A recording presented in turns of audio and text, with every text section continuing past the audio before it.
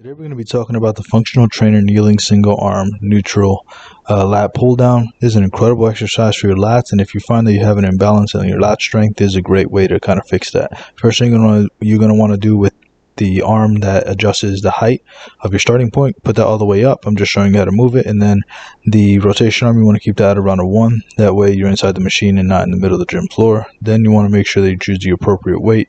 Make sure you can start off light, do 20 repetitions, then slowly start to increase the weight every other week or so. Once you do that, you want to make sure that you have a nice comfortable pad underneath your knees so you don't have any knee pain. And then you want to make sure that you keep your glutes tight and in, as well as your core tight. That's what's going to keep you upright. Then the next thing you want to do is make sure that you allow the scapula to move freely. So allow it to elevate and then allow it to contract. But before we continue, here's a word from today's video sponsor. I'm today's video sponsor, and if you'd like help losing fat or gaining muscle, there are a few ways I can help you down below. Either set up a free consultation with us, purchase through one of our free affiliate links, or purchase one of our instant access affordable training programs. Can't wait to be of service to you. Now let's get back to the rest of the video.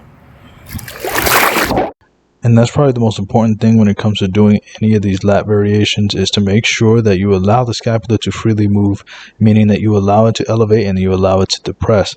That way you're activating as much muscle fiber as possible through a safe range of motion. Another key thing I want you guys to do is to make sure you keep the elbow fairly in. So you don't want the elbow flaring out. You basically want it underneath the shoulder.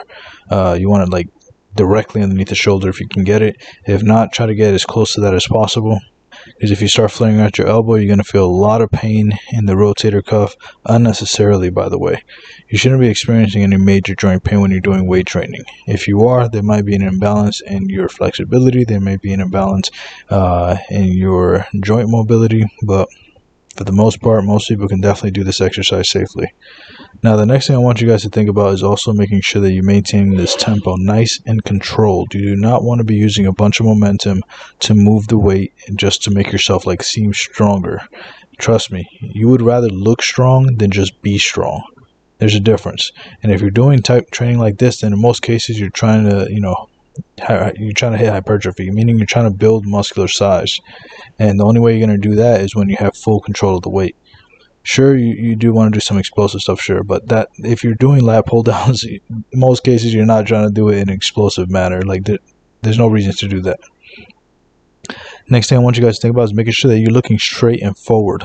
You do not want to be like looking up when you're doing this and placing unnecessary strain on your neck. And if you want, you can keep the opposite hand on the hip, or you can keep it down. It doesn't really matter. I just decided to do it this time. Now, here's some common mistakes. Leaning into the lat pull down to the direction that you're training. You obviously want to avoid this, because if you start doing this, you're going to be working your obliques a lot more than you're working your lats. Next thing is, you don't want to be doing half reps. Don't do half reps at the top. Don't do half reps at the bottom. And make sure that you're doing it through its natural full range of motion. Now, another common mistake is sitting back on the heels. You don't want to do that. Keep your hips in, keep your core tight, and stay as upright as you can possibly stay. That way, you don't change the angle of the exercise, and you can really isolate it as best you can. Also, make sure that you do not keep your scapula elevated like this. You want to depress the scapula as you're doing it.